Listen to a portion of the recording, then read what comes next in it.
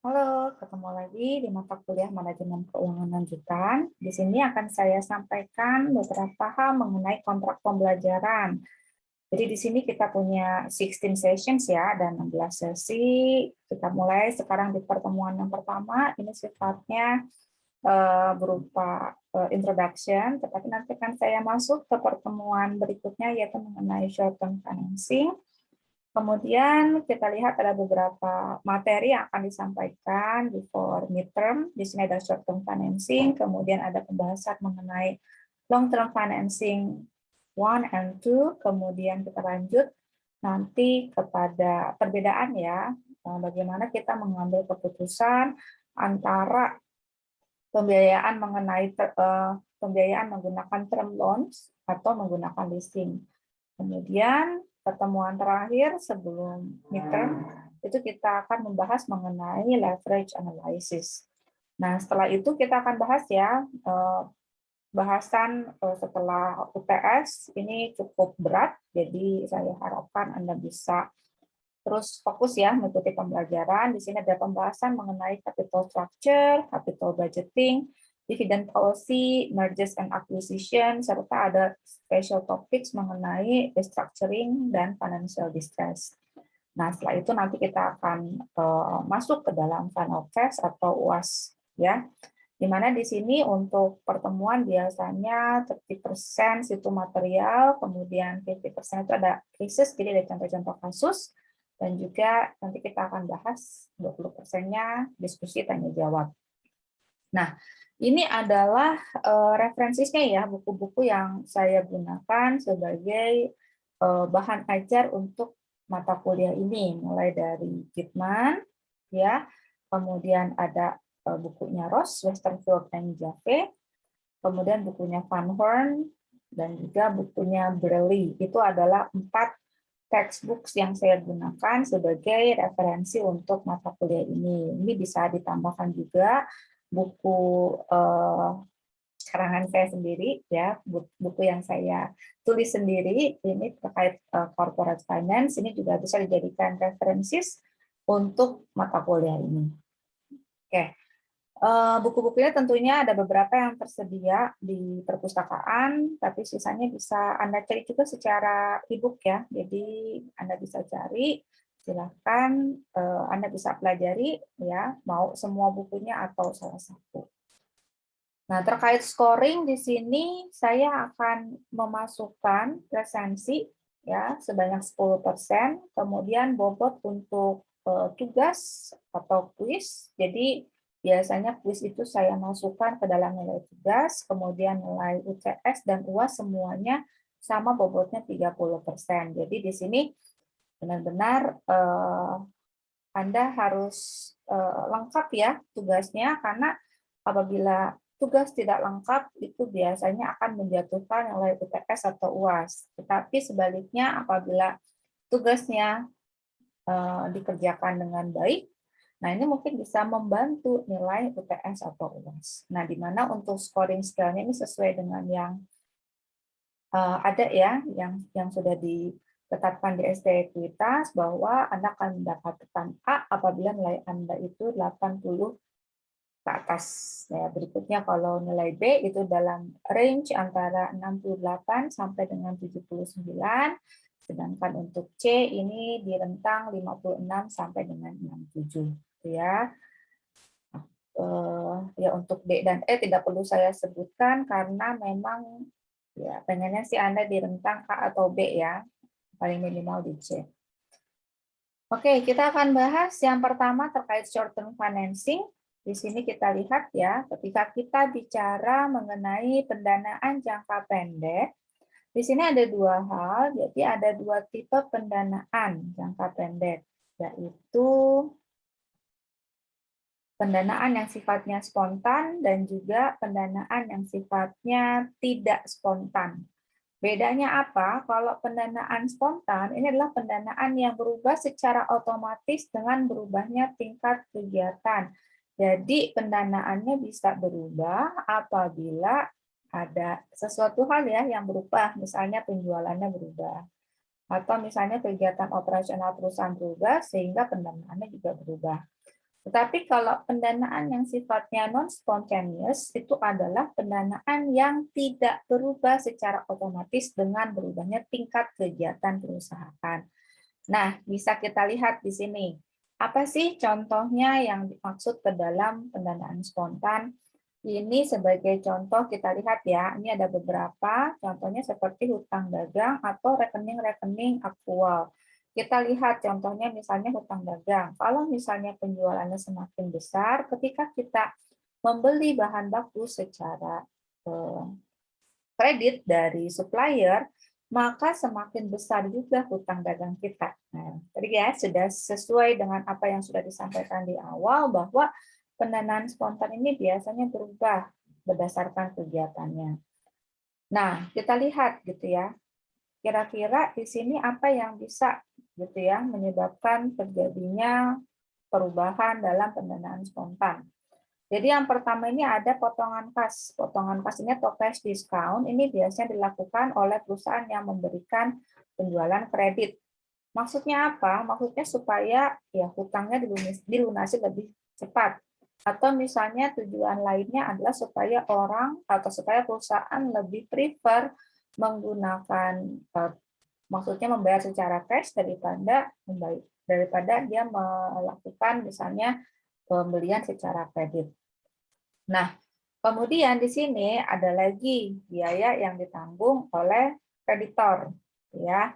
Kemudian kita lihat juga di sini kalau misalnya ada tawaran potongan kas, tetapi ternyata perusahaan di sini tidak memanfaatkannya, maka ada biaya lain, yaitu yang disebut sebagai opportunity cost yang hilang. Jadi opportunity cost ini adalah biaya yang mungkin ditanggung oleh perusahaan dikarenakan ya misalnya seharusnya dia mendapatkan keuntungan tetapi tidak diambil. Nah, kita lihat di sini ada ilustrasinya. Di sini sebuah perusahaan memberikan kebijakan cash discount sebesar 2% bagi debitor yang melunasi piutangnya lebih cepat 10 hari. Jadi apabila ada debitor atau perusahaan yang melunasi hutangnya lebih cepat gitu ya, dia akan mendapatkan cash discount sebesar 2%. Nah, tetapi di sini sebenarnya tenggat waktu pembayarannya selama 30 hari. Maka ditanyakan berapakah biaya bunga yang ditanggung oleh kreditor dengan asumsi bunga sederhana dan bunga majemuk. Berarti ini adalah point of view dari pihak kreditor atau misalnya pihak supplier. Jadi kalau misalnya dia memberikan pinjaman kepada perusahaan atau debitor, nah berapa nih biaya yang ditanggungnya. Nah, kita lihat di sini bagaimana cara kita menghitungnya. Jadi kita lihat dengan menggunakan asumsi bunga sederhana bahwa tadi karena kita memberikan cash discount, berarti sini ada biaya ya, biaya sebesar 2%, tetapi sebenarnya di sini ada ya istilahnya biaya bunganya atau cost of debt-nya yang ditanggung. Berapa yang ditanggungnya? Kita lihat. Kita masukkan di sini dengan asumsi bunga sederhana, berarti cash discount-nya sebesar 2%, dibagi dengan 100% dikurangi dengan cash discount, dikalikan dengan 360 hari, ini asumsi 1 tahun ada 360 hari. Kemudian kita bagi dengan, ya, tadi 1 bulan itu ada 30 hari, ya, di mana 30 hari ini merupakan ya tadi ya tenggat waktu untuk pelunasan hutang, sedangkan di sini ada 10 hari yang digunakan untuk tadi ya pemberian cash discount. Jadi kita masukkan 360 hari dibagi dengan 30 dikurangi 10 hari. Sebesar 36,7%. Ini berarti sebenarnya cash discount-nya kita berikan 2%, tetapi sebenarnya tingkat biaya yang ditanggung oleh kreditor ini sebesar 36,7%. Nah, kita lihat di sini. Ini asumsi bunga sederhana. Bagaimana apabila ada asumsi bunga majemuk? Ya, kita lihat di sini. Untuk asumsi bunga majemuk, kita bisa hitung cost of debt-nya sebagai berikut. Ya, jadi misalnya di sini ada KD, KD-nya ini akan sama dengan 1 ditambah dengan 2% dibagi dengan, tadi kan 2% adalah cash discount yang kita berikan.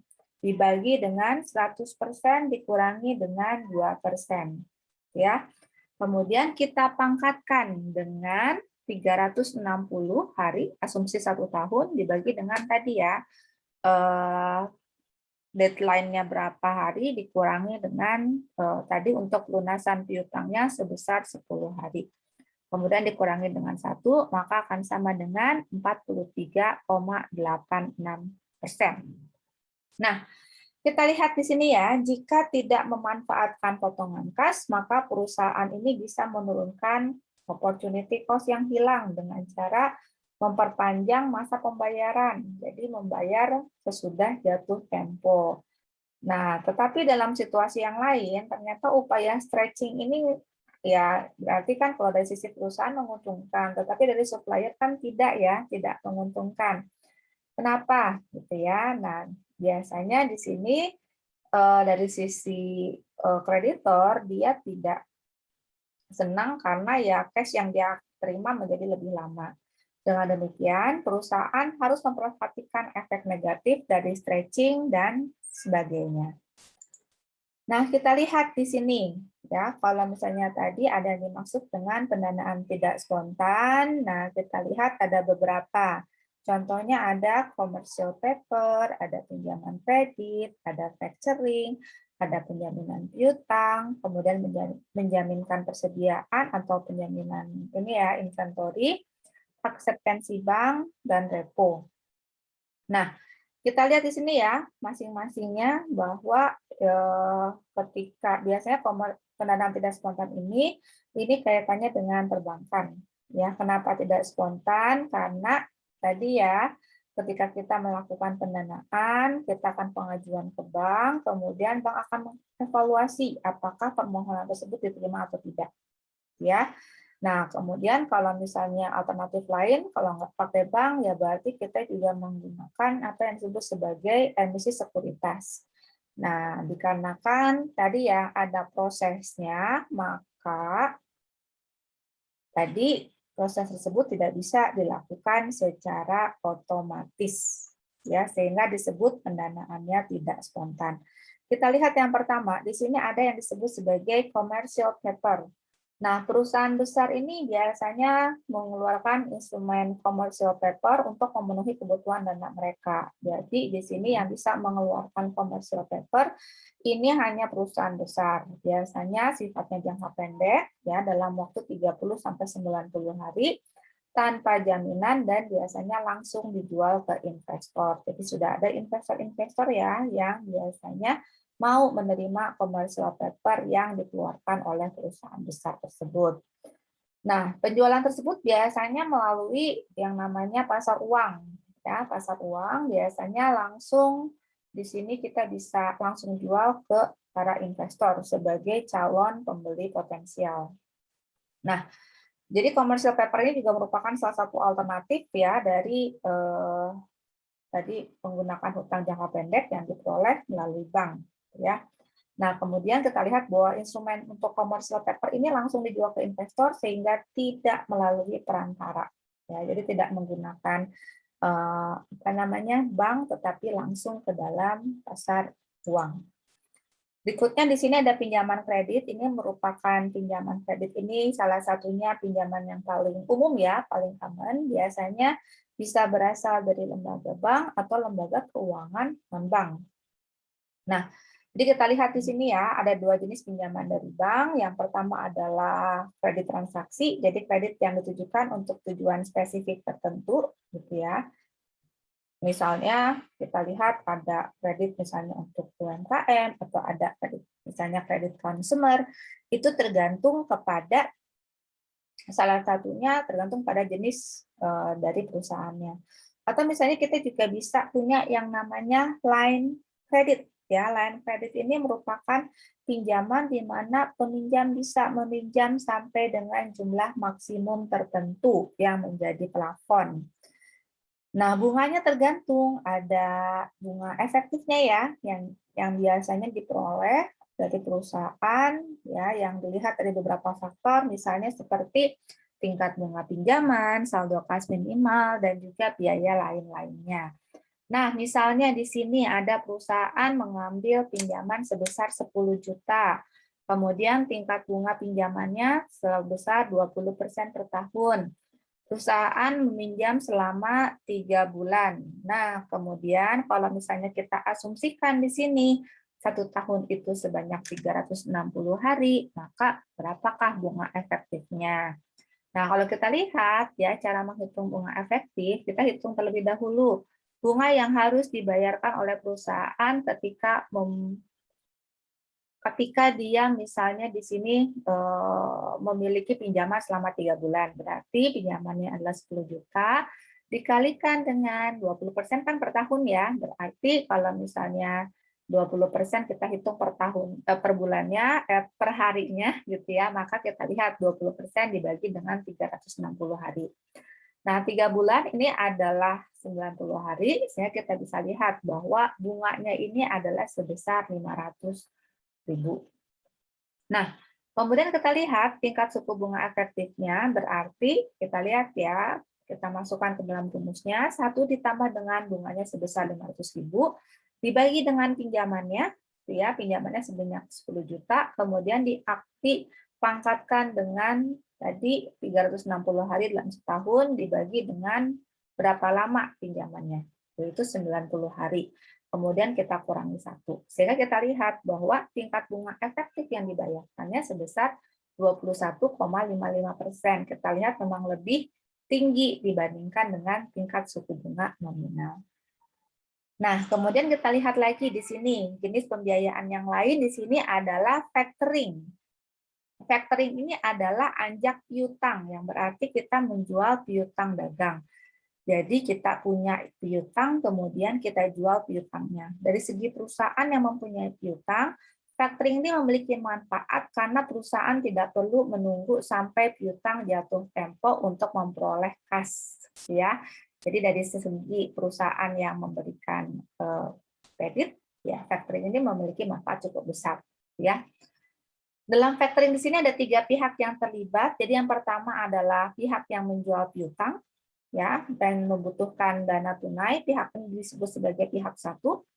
Kemudian ada pihak 2, yaitu pihak yang berhutang kepada pihak 1. Kemudian ada pihak 3, yaitu pihak yang membeli piutang dan memberikan kas kepada pihak 1. Nah, pihak 3 ini juga disebut sebagai dengan faktor. Nah, kita lihat di sini ya bagaimana prosesnya. Jadi factoring ini bermula dari penjualan kredit yang mengakibatkan timbulnya piutang dagang, di mana pihak 1 biasanya membutuhkan dana yang cepat untuk mendanai kegiatan operasionalnya. Kemudian pihak 1 akan menjual piutangnya ke factor atau pihak 3. Nah, atau istilahnya di sini adalah perusahaan anjak piutang. Nah, pihak 3 ini akan memberikan cash kepada pihak 1 sehingga piutangnya akan pindah gitu ya menjadi milik pihak 3. Nah, pihak 3 jadi nanti yang akan menagih hutangnya bukan pihak 1 lagi tetapi pihak 3. Pihak 3 ini yang akan melakukan penagihan terhadap pihak 2 dan pihak 2 ini nanti urusannya udah nggak sama pihak 1 lagi tetapi dia harus membayar piutangnya ke pihak 3.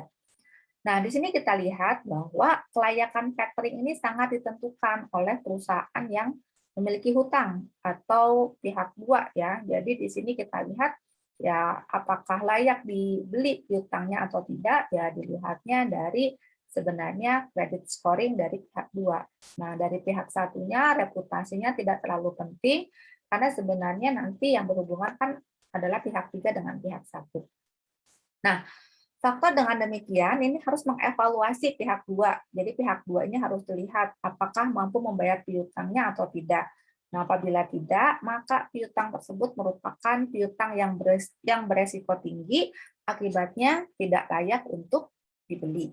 Nah, kita lihat lagi di sini, secara spesifik factoring ini memiliki manfaat dari sisi pihak dari point of view-nya pihak yang pertama. Yang pertama adalah perusahaan akan terbebas dari pengurusan masalah administrasi piutang. Ya, kenapa? Ya tadi karena piutangnya sudah dialihkan ke pihak ketiga. Kemudian bebas dari risiko piutang macet. Ya, jadi kalau misalnya apabila penjualan piutang tersebut dilakukan dengan tanpa recourse atau without recourse, maka risiko piutangnya piutangnya tersebut akan menjadi tanggungan pihak ketiga sepenuhnya. Sehingga pihak satu ini akan terbebas dari piutang yang tidak ditagih. Nah, kemudian dari sisi pihak satu juga dia akan memperoleh dana ya dengan jaminan piutang. Jadi praktis di sini tidak ada jaminan nyata dalam transaksi piutang ini. Kemudian prosedurnya yang cukup cepat ya dan sederhana sehingga biasanya hanya dengan menunjukkan faktor penjualan saja ini perusahaan bisa menjual piutangnya dan juga memperoleh dananya.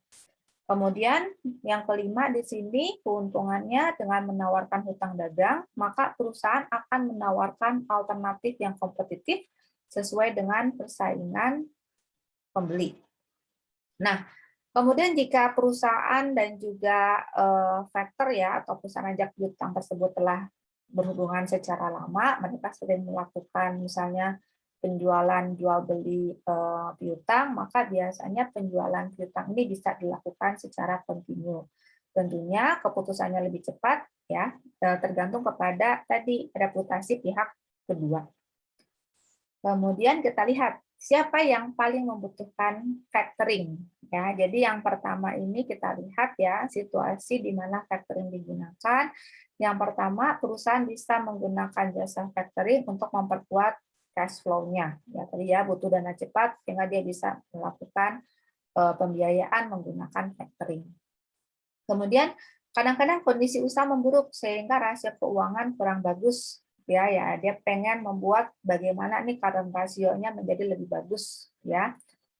Kemudian yang ketiga, kadang-kadang ada perusahaan yang tumbuh pesat tetapi tidak memiliki divisi kredit. Nah, dia sudah tumbuh tetapi nggak ada nih yang mengelola kreditnya sehingga ya udah dijual saja piutangnya ke pihak tiga atau misalnya perusahaan anjak piutang. Nah, kemudian perusahaan pada poin ketiga tersebut ya, apabila ada kebutuhan dana yang melebihi dana yang ada, gitu ya, maka perusahaan bisa menjual piutangnya. Ya, jadi kalau misalnya ada kebutuhan dana yang mendesak, ternyata dia juga sudah punya banyak nih piutang yang tersebar, tetapi tidak tahu bagaimana cara menagihnya dalam waktu yang cukup cepat, maka dia bisa menjual piutangnya ke perusahaan anjak piutang. Nah, kemudian proses pinjaman dengan factoring ini relatif cepat. Nah, kemudian kita lihat bahwa keuntungan ini akan terasa apabila ternyata perusahaan berkembang pesat dan kebutuhan dana dirasakan mendesak. Nah, jadi shortly, perusahaan yang membutuhkan dana factoring seperti apa? Ini biasanya sangat dibutuhkan bagi perusahaan yang sifatnya bankable, yang tidak bisa dilayani oleh bank. Ya, atau misalnya perusahaan juga yang ya udah deh nggak mau ke bank, kita ke perusahaan anjak piutang aja supaya cepat ya. Jadi ada dua jenis perusahaan yang memang membutuhkan factoring. Nah, kemudian kita lihat ya tadi ada manfaat, sekarang risiko dari factoring. Dari sisi risiko di sini risikonya cukup tinggi. Kenapa? Karena biasanya ya di sini walaupun risikonya cukup tinggi, tetapi faktor memiliki keuntungan yang tidak dimiliki oleh perusahaan biasa. Yang pertama, faktor ini biasanya merupakan lembaga keuangan non-bank dan karena dia sudah lama ya bergerak di bidang anjak piutang ini biasanya memiliki informasi yang lebih baik dibandingkan informasi mengenai risiko kredit dibandingkan dengan perusahaan biasa. Artinya dia sudah tahu ya bagaimana misalnya mengukur risiko kredit dibandingkan misalnya perusahaan-perusahaan biasa yang menjadi kreditor ya.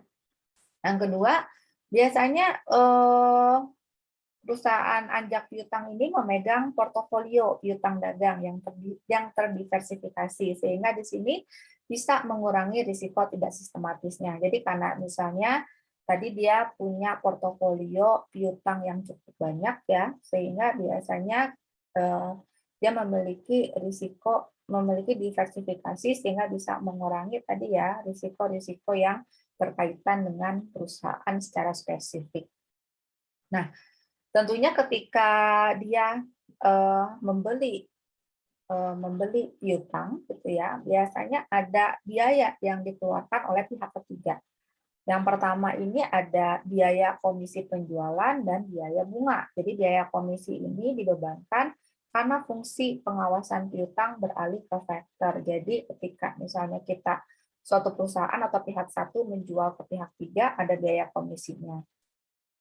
Kemudian yang kedua ada biaya bunga. Biaya bunga itu terjadi karena tadi ya, karena dia mengalihkan ke pihak tiga, maka bunganya itu akan menjadi atau akan menjadi hak untuk pihak ketiga. Jadi biasanya factor akan memelihara buku besar piutang yang dijual, kemudian mengambil alih risiko piutang dan juga akan melakukan penagihan piutang. Nah, sehingga bunganya juga akan diterima oleh pihak tiga atau pihak factor. Nah, kita lihat biaya bunga.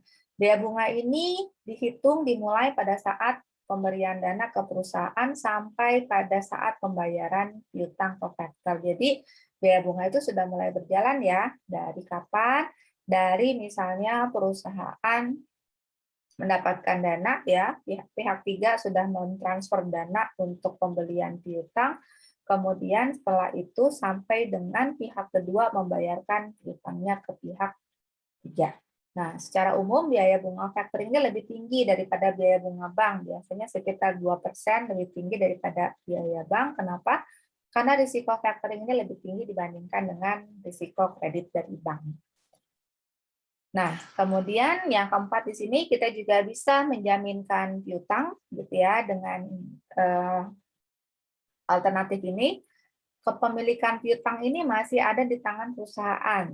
Tetapi jika pinjaman tidak terbayar, maka piutang yang dijadikan jaminan bisa digunakan untuk melunasi piutang. Jadi kalau misalnya factoring kan sudah dialihkan ke pihak ketiga, tetapi kalau menjaminkan piutang ini berarti kita ini melakukan istilahnya kayak insurance ya, kayak kita menjaminkan nih piutang, tapi kalau ternyata piutangnya tidak terbayar, nah kita bisa menggunakan jaminan tersebut ya. Jadi kolateral. Jadi kita memberikan penjaminan atas semua piutang. Nah, di sini ada biaya yang berkaitan dengan penjaminan piutang, ada biaya pemrosesan dan juga ada biaya bunga ya, hampir sama biayanya dengan factoring. Nah, kemudian selain menjaminkan piutang, kita juga bisa menggunakan atau kita juga bisa melakukan penjaminan persediaan. Jadi prosedur yang digunakannya sama dengan cara penjaminan piutang, bedanya apa gitu ya. Jadi kalau misalnya untuk tadi untuk pemberi pinjaman ini ya, yang tadi kalau misalnya piutang berarti kita akan menjaminkan dalam bentuk uang, tetapi kalau misalnya menjaminkan barang dagangan berarti dalam bentuk barang. Sehingga biasanya pemberi pinjaman ini akan mengevaluasi nilai persediaan.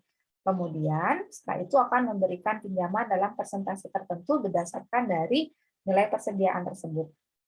Nah, perusahaan juga bisa menjaminkan seluruh barang dagangannya, gitu ya, atau misalnya juga mau menjaminkan hanya barang dagangan tertentu. Nah, biasanya di sini untuk pemberi pinjamannya ini akan mengundang pihak ketiga. Jadi ada appraisal ya yang sifatnya independen untuk memastikan bahwa penjualan barang dagangan tersebut dapat digunakan untuk melunasi pinjaman. Sama seperti penjaminan piutang, di sini untuk menjaminkan barang dagangan ini ada dua biaya, yaitu biaya administrasi dan juga biaya bunga. Nah, kita lanjut, kemudian ada lagi yang disebut sebagai bank acceptance.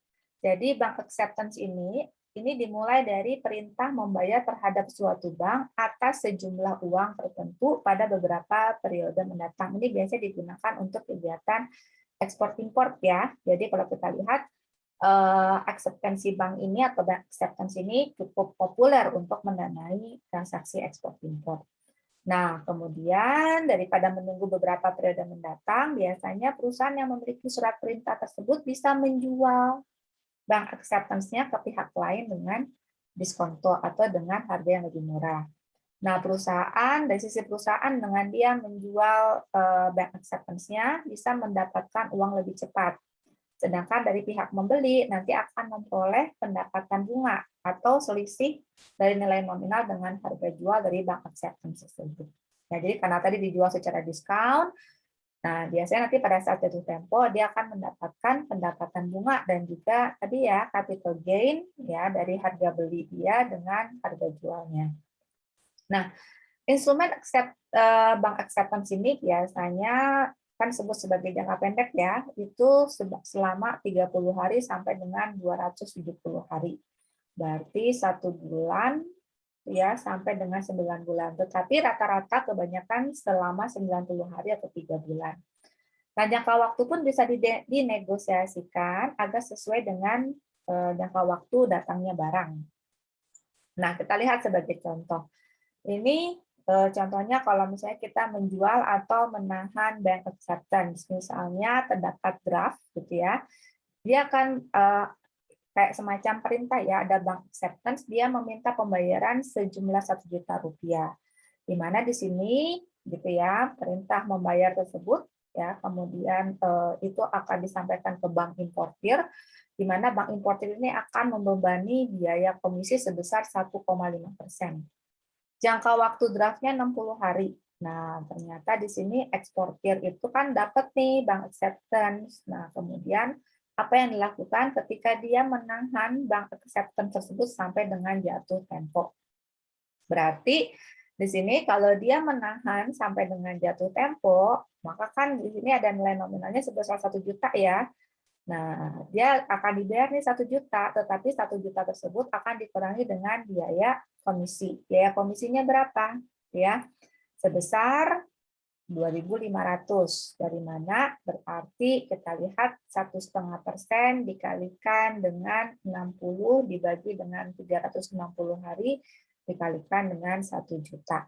Nah, sehingga kita akan dapatkan nilai bersih setelah komisi apabila kita menahan bank acceptance tersebut, ya kita akan mendapatkan sebesar Rp997.500. Nah, misalnya di sini bunga untuk bank acceptance itu adalah sebesar 6%. Jika kemudian eksportir memutuskan untuk menjual bank acceptance tersebut, berapa yang akan diterima oleh eksportir tersebut. Nah, jadi kalau misalnya dia menahan, dia akan mendapatkan uang 3 bulan kemudian. Tetapi 2 bulan kemudian ya, 60 hari. Tetapi yang dia dapatkan sebesar 997.500. Tetapi kalau kita jual sekarang, gitu ya, berapa yang akan kita dapatkan? Berarti tadi ya, nilai bersihnya kita tahu sebesar 997.500. Tetapi ada bunganya sebesar 6%. Berarti 6% dari tadi ya, 60 hari dibagi dengan 360 hari dikalikan 1 juta, ini sebesar 10.000. Sehingga kita bisa dapatkan di sini nilai akseptansi bersihnya sebesar 987.500. Nah, artinya apa? Kalau kita menjual sekarang, yang kita dapatkan sebesar 987.500. Ya. Nah, jadi kalau kita lihat bahwa pada saat jatuh tempo, bank importir ini akan menerima 1 juta dari importir. Nah, tetapi biaya komisi yang 2.500 tersebut akan dibayarkan oleh eksportir. Nah, apakah misalnya seorang eksportir itu akan menahan atau menjual bank acceptance, itu biasanya tergantung kepada tingkat bunga. Jadi semakin besar tingkat bunganya, biasanya dia akan menahan ya. Tapi kalau semakin besar berarti dia akan menahan. Kalau misalnya tingkat bunganya semakin kecil, maka dia akan menjual bank acceptance tersebut. Ya, jadi kan dia bisa cepat dapat uang, biaya bunganya nggak terlampau besar. Tapi kalau biaya bunganya besar, ya udah deh, mendingan ditahan ya daripada dia rugi karena ada biaya bunganya. Oke, berikutnya di sini ada repo. Ya, ini yang terakhir repo. Repo ini merupakan singkatan dari repurchase agreement. Misalnya ada penjual sekuritas membutuhkan dana, ia bisa menjual surat berharga kepada pihak investor. Ya, dengan adanya perjanjian bahwa ya dia akan membeli kembali surat berharga tersebut pada waktu tertentu dengan nilai yang lebih tinggi dibandingkan dengan nilai pembeliannya. Nah, biasanya nilai yang lebih tinggi tersebut itu akan dicerminkan dari nilai pokok disertai dengan bunga pinjaman. Nah, biasanya yang sering dijadikan ya jaminannya ini adalah sertifikat Bank Indonesia. Kalau di Indonesia, kalau di Amerika Serikat ini istilahnya adalah treasury bills. Nah, repo terms ini sama seperti repo biasa, hanya saja jangka waktunya itu lebih panjang, yaitu selama lebih dari 1 bulan ya. Nah, pinjaman dengan cara repo ini pandang merupakan pinjaman yang beresiko kecil karena dijamin oleh surat berharga yang dikeluarkan oleh pemerintah. Ya, tadi ya ada SBI atau Treasury Bills tadi. Nah, kemudian ada lagi yang disebut sebagai reverse repo. Ini merupakan kebalikan dari repo, di mana di sini kalau tadi dealernya membutuhkan dana, kemudian dia menjual, ini kebalikannya. Dia akan mencari pihak yang mempunyai surat berharga, kemudian dia membeli surat berharga tersebut, disertai dengan janji untuk menjual surat berharga tersebut ya pada beberapa periode mendatang dengan harga yang lebih tinggi, di mana sama ya harga yang lebih tinggi tersebut ini dicerminkan oleh pokok pinjaman ditambah dengan bunga pinjaman.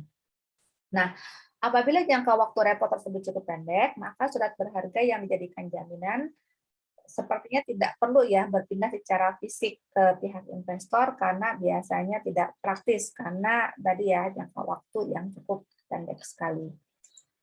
Nah, kita lihat di sini ya, bagaimana kita mengevaluasi sumber pendanaan jangka pendek. Jadi yang pertama kita lihat dari strategi pendanaannya.